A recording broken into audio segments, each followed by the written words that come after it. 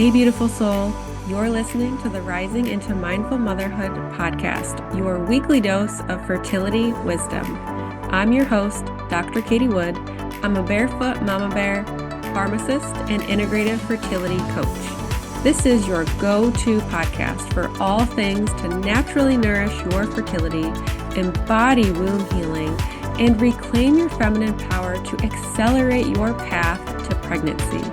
My expert guests and I will be having intentional conversations to discuss the many facets of a thriving, fertile foundation, natural wellness, and how we grow and transform as women on our journey to motherhood. So let's dive in, shall we?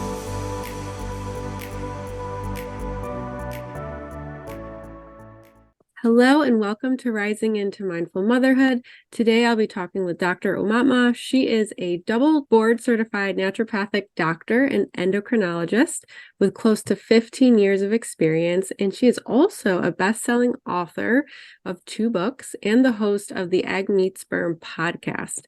Today we'll be discussing the top 3 misconceptions about fertility. And I just want to mention, I was first introduced to Dr. Aumatma as a speaker at a Temp Drop affiliate event, and she was just really speaking my language. I appreciated everything that she was sharing and in just the way that she supports her clients on their fertility journey. So it's an absolute pleasure to have her on the podcast today. So welcome. I'm so excited to have you. Thank you so much for having me, Dr. Katie. It's good to be here and good to reconnect with you because you're just such a beacon of light, and for all of the amazing work that you're doing in the world. It's beautiful. Thank you. Yeah. So we won't stay here too long, but I love hearing, where and why did this passion for fertility come in for you? It actually, when I was in medical school, I was like, I want nothing to do with hormones. They're so complicated. I just leave me alone. And of course, those hormones followed me throughout my entire career. Wow. And I was already in practice at the time and married to this man who wanted to have a baby. And every time he would mention babies, my uterus would literally scream like, no. That was a moment for me to be like, do I not want to have children? Is it not with him? Is it not right now? Like, there were just so many questions that I took some time to, instead of like answering him, I just kept thinking about it. And I went down this like 9-month rabbit hole to try and figure out what about fertility, and could I think I realized pretty early on that discovery path that it was just that I didn't want to have babies with him. And so I was like, oh crap, and I'm almost 35 and that's what I know about fertility is going to drop off of a cliff. What am I going to do? So I really kind of started on that path with what can I do for myself. And what I quickly found was the 3 misconceptions that I call them, and that in the process of the discovery, the stuff that I was finding in research, I just started sharing it with people, and women were like, oh great, so you can help me get pregnant. And I was like, no, that's not what I want to do at all. And then finally, like, I had so many people asking me, I was like, okay, if we're going to do this, I will, A, I've never done it before. B, I'm like, all of my stuff is research, right? Like, it's none of it is clinical, like this actually works. And third, like, it's going to cost you, like, it's not going to be free, even though you would be my first client. So I told this woman this, and she was like, and I was like, and I don't want an answer right now. Like, go meditate on it. Tell me to, like, call me on Monday. And she came back on Monday morning and she was like, you're the weirdest doctor I've met, but I'm really clear that you can help me. And she got pregnant and had a baby. And of course, like, once you have one child and you just like hooked, I was like, oh my God, this is the best thing ever. So Wow. all the people from then on, I was like, yes, we can do this. And refined and learned so much in that process. That yeah, like now I can't imagine doing anything else, which is such a drastic change from where I started. That's Um, but yeah, thank you for letting me share that. I yeah, know it's a long story. I love that story. And I always like to like take a step back at the big picture and like what were the life lessons and the things that happened to get you here. So if you weren't married to that man and he didn't go down those rabbit holes, think about all those women that maybe wouldn't have had your help, because I know you've had astounding results. So it's just I always just love looking at those like little nuggets of like, oh Yeah. my gosh, if this didn't happen, like Mhm. where would you be? And just how that could have changed the trajectory of so many other things. So Yeah. And it's sort of like the gifts that we find in the moments of hardship or in the moments of like, wait, I'm turning my whole life upside down. Which yeah. is what it felt like in the moment. But I'm like forever grateful, right? Like, thank God for the wrong relationship, the wrong person. My Mm-hmm. uterus just being like, God, no, don't do that. and for me to like take a pause and be like, what is it? Like, I could totally see myself just giving in and like, oh yeah, it's the next thing to do is have a child because you just got married. But when sometimes we have to like pause and like what is in alignment? Like what's the lesson? What's the gift? And where do we go? Um, Yeah. and yeah, I feel very blessed that I had that experience as hard as it was. Mm-hmm. Yeah, that's Um, another beautiful lesson to highlight is just it could have been so easy to like shut down and hush that intuition you had, like that something wasn't quite right. But yeah. you didn't and you paused. So very nice. Well, I'm dying to know these three misconceptions that you felt like you had to share with everyone. So Yeah. please do share with us. Let's dive in. Yeah. Yeah. So the first misconception is probably the one that challenges all of our understanding of fertility, which is the fertility age thing. Mhm. Um, so what I found when I tracked all of the kind of guidance and research, and it tracked all the way back to the 1800s in France, not from science, but from churches that had documented that women over 35 did not bring children in to get baptized. So when I got to that point, I was like, what? Everything we're telling people is based on the 1800s in France? Like, why? How does that give us what we have today, which is, oh, your fertility is just going to drop off of a cliff? So then I went into researching, like, okay, so are we doing research actively on this now? And most of the research doesn't really exist because we have accepted this as science, Mm. even though it's not science. And we have been saying it and repeating it and teaching it and repeating it for so long that no one is questioning it. But I found a couple of very small studies. They're like, granted, they're small, but like 100, 200 people in different parts of Europe that they're basically comparing an average 25 to 29 year group versus a 35 to 39 year group. Mm. And they mostly are finding about a 3% difference in conception rates between the two groups, Mhm. which, like, when you think about fertility, you're like, what, a 3% drop? Like, that's not huge. It's Mhm. like, okay, 3%, like, I'm okay with that drop. But when we say a fertility cliff, it makes it sound like, oh, a 95% drop, which Mhm. is not true.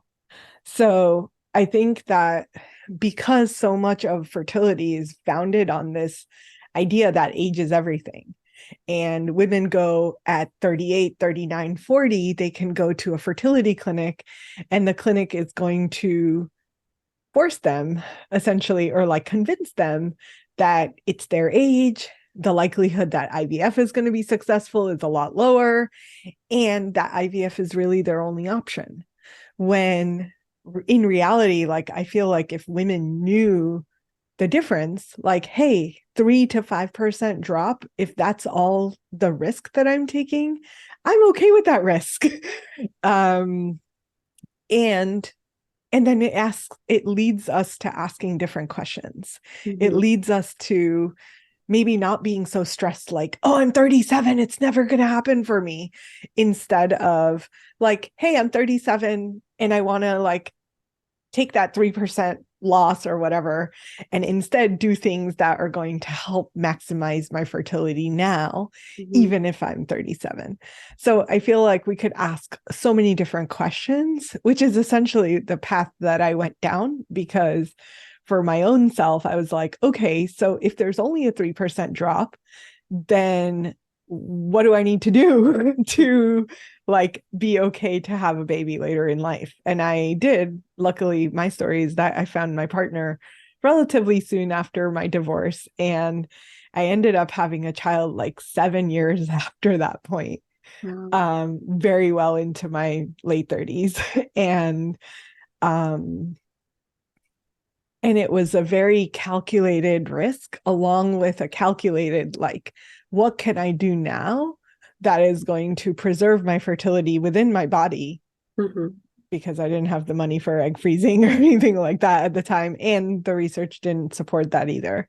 So I was like, okay, well, I want to preserve my fertility. I'm very clear that I want a child with the right person whenever that time is. Mm-hmm. So I'm like, yeah, so that fertility myth of around age is, I think, the biggest one. And I think when we question that and we shift that mind state, we open to a whole new set of possibilities. Mm-hmm. And it's the hardest thing for me to like help women unlearn, because it's so ingrained. And every single woman that we work with over 35 is like stressed, like, oh my God, is this going to ever happen for me? And I'm like, it's okay. Just breathe. Mm-hmm. It's going to be okay. I promise it's going to be okay. Like, if you are here, if you're in our program, I'm really confident it's going to be okay for you. Yeah. And of course, no guarantees, but we have a pretty good track record. Mm-hmm. So that's the first one. The second one is around IVF. And I think there's this myth or belief that, oh, I'm going to try for a little bit, and if it doesn't happen, I'm going to walk into a clinic and walk out with the baby. And it's this like feeling of instant gratification, when in reality, the science actually shows that fertility clinic rates of success are based on 6 consecutive cycles of IVF. So a woman goes in, or a couple goes in, they say, oh, I'm going to walk out with a baby. And then 3 cycles, 4 cycles in, they're like, crap, what's happening? Like, why am I still here? And the process is actually a lot longer than they anticipated. So I think there is this misconception or idea that, like, it's not so much doctors. I feel like it's more the media that's propagating this idea that, oh, you like, you're a celebrity, you're dealing with fertility, it doesn't matter how old you are, you're going to walk out with a baby. Mm-hmm. But they're not really showing what's happening under the surface. They're not showing the back end of that couple's journey. So it gives us a kind of, on a broad scale, this idea or this belief that, oh, it's just going to be instant, easy, faster, easier, Mm-hmm. when in reality, like, none of that is true. So that's the second. And then the third is a cultural misconception that I think is true in too many cultures around the world, which is that fertility is a female issue. And the reality is, 51% of fertility issues are female and 49 are male. Mm-hmm. And many, many, many of them are in overlap. So it's really like, it's what's hard for me is the number of couples that I've talked to that come to me and say, oh, why does my partner need to be here? First of all, right? And that's a requirement for us. You want to work with us, your partner's present from the very first time I connect with you. And they're like, but why? He works. He doesn't have time for this. Mm-hmm. And I'm like, well, if he doesn't have time for this, he doesn't have time for a child. So what's going on here? So it's really like, I think we have given women this burden almost of carrying this weight around, like, oh, if we're not having a child, it's my fault and I'm doing something wrong. When in fact, like, there are so many things that we can track back to males. There is so much data that is coming out around pregnancy outcomes and how it relates to blood sugar, insulin, homocysteine, methylation, like so many factors on the male side. So things that are testable in men in blood tests that are never tested, Mm-hmm. that actually directly relate to whether or not a woman is going to carry that child to term. So we have kind of a situation where we're maybe like not setting couples up for success because they go in thinking, oh, it's just going to be instant. It's her, it's not me. Mm-hmm. I've had guys say, oh, I had a child 18 years ago, so that's not me. I'm like, so if she had a child 18 years ago, is that the same? And they're like, no, because she's older. Like, yeah, so you're older too. It doesn't work that way, right? Like this belief, like sperm are forever there. Yes, they're forever present. That doesn't mean a 70-year-old male is going to have the same quality of sperm that he had at 30. So yeah, those are all the kind of belief systems that I question and get me really fired up because when we think about how deep these go, I was just talking to a couple this morning from Congo, and they're Congo, but they live in the US now. So the woman only speaks French, and he was like translating all of this, and he's like the sweetest guy, right? And they I I was like asking them about stress in their life, and she said in French, well, aren't you stressed about the same things? And it seemed like the first time they were having this conversation. And Mm-hmm. he's like, no, I'm not stressed. I'm feeling optimistic that we have someone who can support us. And she's like, well, I'm worried and stressed. And she was like crying. Mm-hmm. And I was explaining to him, like, she has a different way of holding the fertility struggle because it's like so ingrained in us Mm-hmm. as women that we're going to bear children and we're going to grow these children and we're going to like support this child to become a healthy, good human being, right? It's always on the woman. And he was like, yeah, I totally get that. That's so true in our culture. Like that's how, yeah, like the woman does all the stuff related to children. He's like, I'm only here because I have to translate. And I want to have a child, but I have to translate. So yeah, that I think that when we start to reframe how we have these conversations, Mm-hmm. even within ourselves or within a couple's conversations, the minute that she feels like he's equally holding responsibility, she can let go. She can give a little bit of that stress and burden away which is going to tremendously help her fertility. Yeah. Yeah. And to your point, if they won't do their part on the fertility side, then what is it going to look like on the parenting side? Mm-hmm. Maybe that's something you need to look at, Mm-hmm. or you try to have a child together. Yeah. Really just make sure that you're on the same page, because I had worked with someone and her partner wanted to do nothing. And this was really when I decided, like, okay, I'm not doing that again. Um, but yeah, you really just have to, I think that that's also an eye opener of how supportive will they be in your pregnancy. And as a parent, how much are they willing to contribute?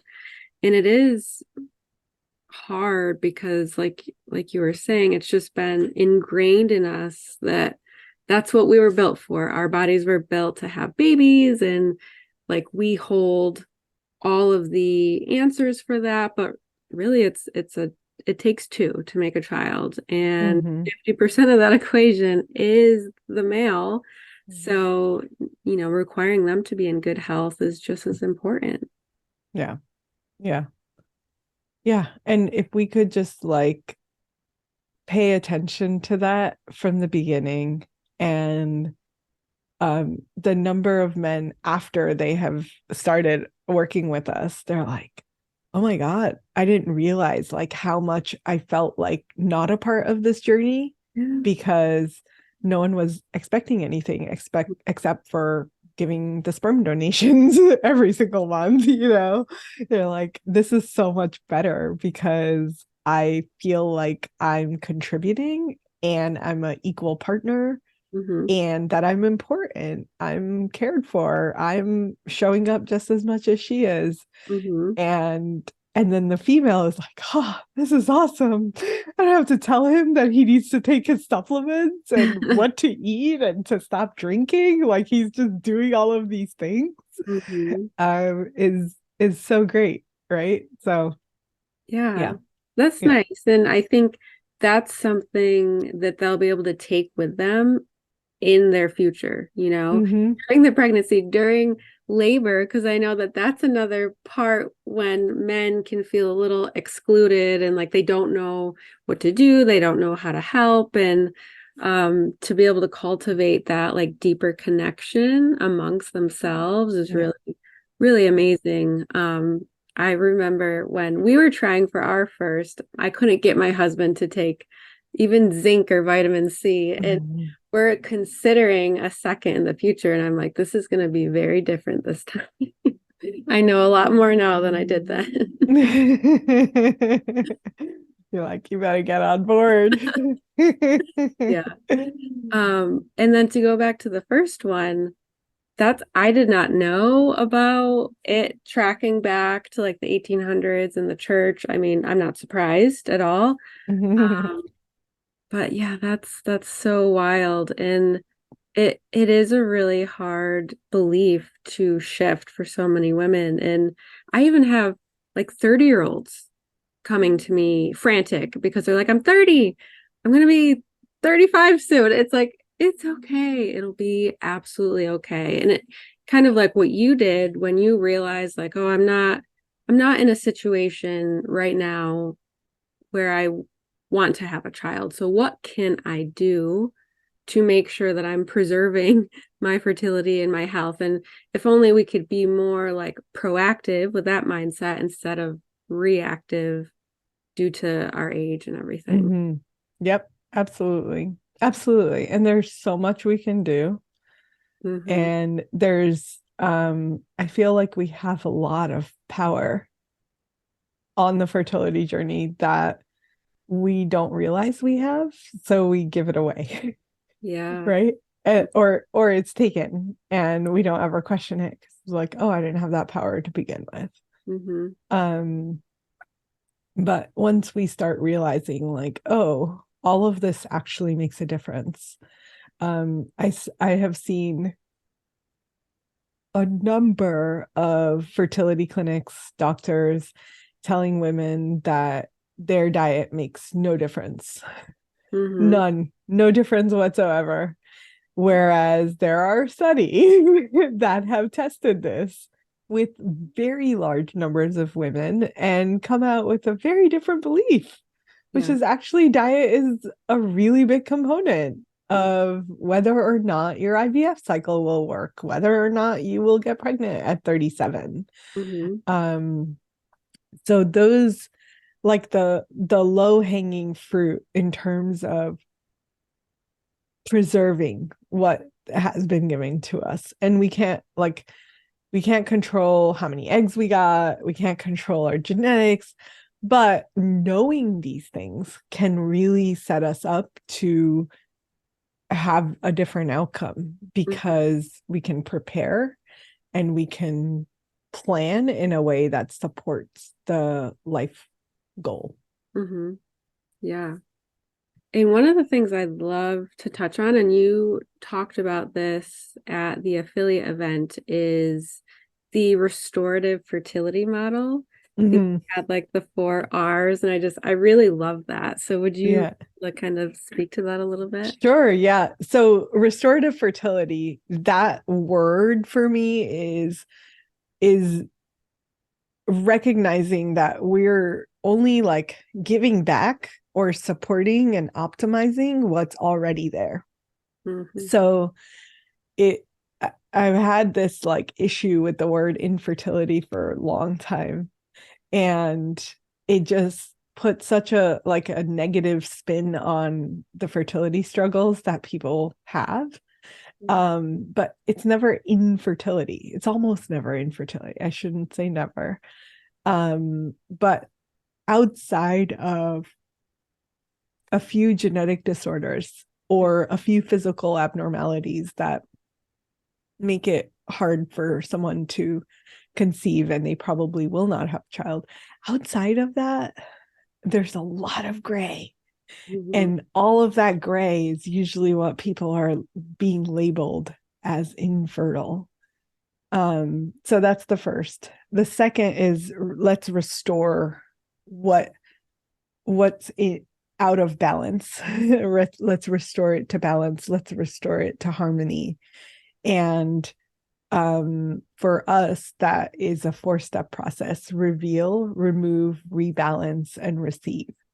So reveal is the phase in which we're looking under the hood of like, let's peek under there and see what's happening.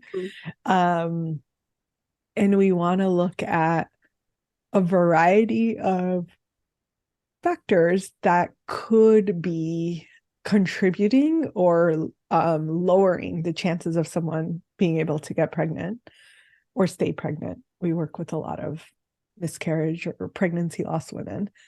So reveal, and then remove is getting rid of all the things in our environment as far as toxins and things like that. Getting rid of internal toxins, as well as getting rid of mindsets that keep us stuck where we are. So that's phase 2. And then rebalance is the phase where we are bringing harmony. So if we figured out, oh, these hormones are not connecting and responding the way that they should, then let's support those to do what they're designed to do. And then within that, we might find, oh, gut microbiome is not optimal. And that's why the hormones are not working. So then we have to do that piece. Or when we say hormones, most people think fertility hormones, but we're also talking about the thyroid and the adrenals and all like pituitary hormones. There's so many different hormones that make up the soup in our body that actually is either signaling pro-fertility or anti-fertility. And it's a spectrum. So if we're closer to pro-fertility, then it's easier to conceive. And if we're closer to anti-fertility, then it's harder to conceive. So having that or finding that balance, and then receive is the state where we're able to be in the in the energetic and mental emotional space to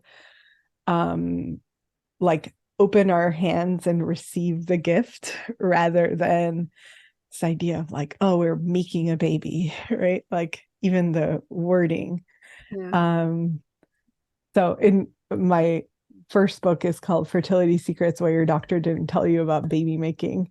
And every time the I wanted to call it baby receiving, and the publishers were like, absolutely not. Call it baby making. That's what people know. And I'm like, I get it, but it's really not. Like, we're not making a child. We're just opening to actually receive what can happen there. So yeah.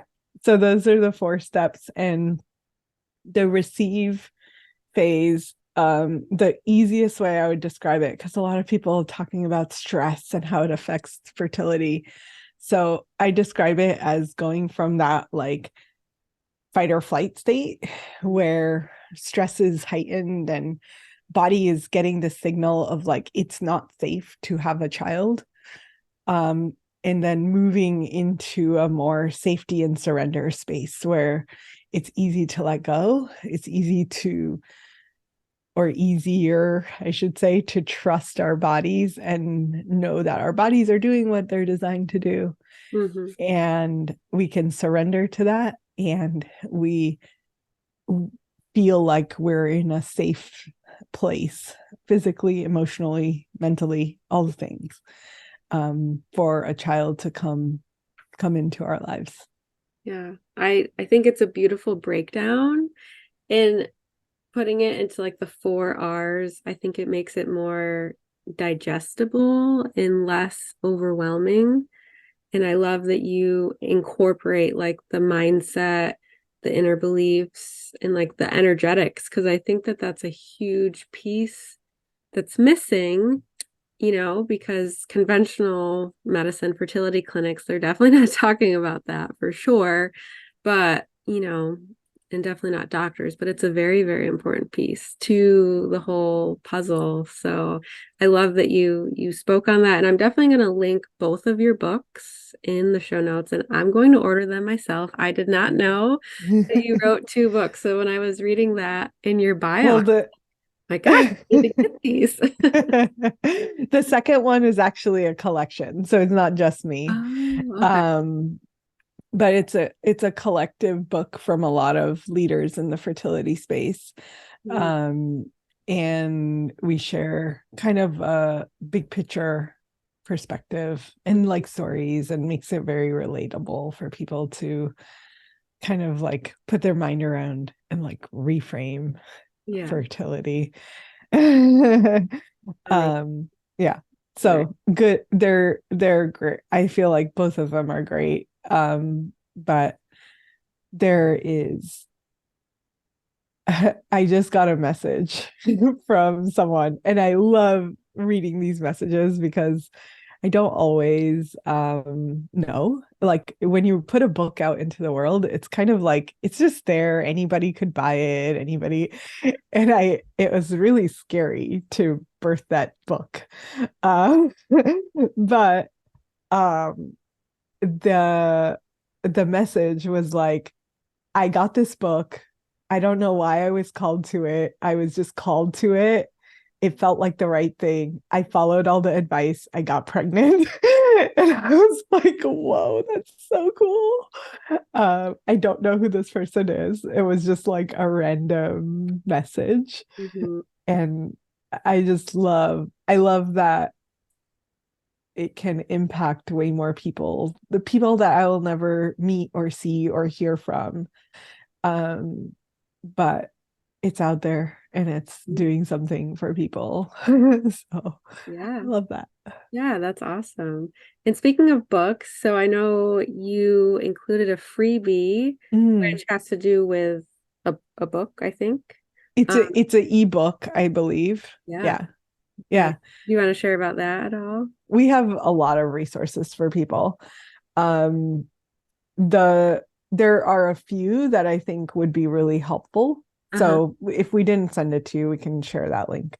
The one that comes to mind based on what we just talked about is called the blueprint. And it is essentially goes through several case studies of what we did with people to help them get pregnant. And it goes through the 4-step process. It's like, okay, in this phase, we found this stuff, right? So it really breaks it down to helping people that are maybe in a similar space that are like, I don't know, how do I do this? Why am I stuck? Why is this not working? To have some guidance. And what we hear back is that that one is really helpful in helping people see that if they're struggling with these things, then something that is more holistic could actually help them. Yeah. So that's that. If we didn't share the blueprint, I think that's a really good one. Okay. And then the other is a lab test cheat sheet, because that's probably the biggest question that I get is, what do I do with these hormones? Are my hormones optimal? Why can't I get pregnant? So at least we can, I put that together with the intention of like, you can get your labs done, or you probably have your labs already. You can look at it and say, are these optimal or not? And optimal is different from what the lab says is normal. So your doctor only flags it when it's abnormal or it's out of the lab range. But with hormones, the ranges are so broad that it puts people at a disadvantage, because like, oh, it came out as normal, but normal for estrogen, even, for example, is like the upper limit on estrogen is 300, I think. I don't remember off the top of my head, but it's really, really high. If your estrogen is actually 300 on cycle day 3, that would be so bad for fertility. Like extremely not optimal. So something like that, we want to be ahead of it, rather than being told, oh, your hormones are normal, so you should do IVF. And potentially IVF could work in those situations. But if we also got our hormones optimized, that could probably also work. So yeah, the cheat sheet I think is really helpful, just to have a one page of like, what do I need to know about my hormones? Are these in range or out of range? And then that gives people a sense of what to do to like get guidance on where to go next. Yeah, very cool. Thank you. And I'd love for you to just share a little bit about your podcast and where the listeners could connect with you and follow you and all that. Yeah, thank you for reminding me. When people say, where can they find you? I'm like, Instagram. But our podcast is called Egg Meets Sperm. Yes, that has been a joy to create. And we're finally seeing like the people that are like, oh, I heard your podcast and it's so amazing. And I've like binged on all the episodes. And I'm like, great, awesome. Like, so much coming in that it's great. And then Instagram is the other place. So at Holistic Fertility Doctor. And we share lots of info and just education there as well. And then the book would be the third. So Fertility Secrets, what your doctor didn't tell you about baby making. Awesome. I will link everything in the show notes for sure. And thank you so much for just taking the time to be here today and just share your expertise and knowledge and passion with us. Thank you for having me. Thank you so much for tuning in to the Rising into Mindful Motherhood podcast. If this episode resonated with you or gave you an aha moment, stop what you're doing right now and write a review. This simple act of kindness helps me get this podcast out to connect with as many women as I possibly can. I also have a special offer. If you send me a screenshot of your review, I will take $250 off one of my premium coaching containers. Let me know what resonated with you the most and why. So connect with me in my free Facebook community or tag me on Instagram. You'll find both listed below. Thanks again from the bottom of my heart for tuning in to this episode, and I'll see you next time.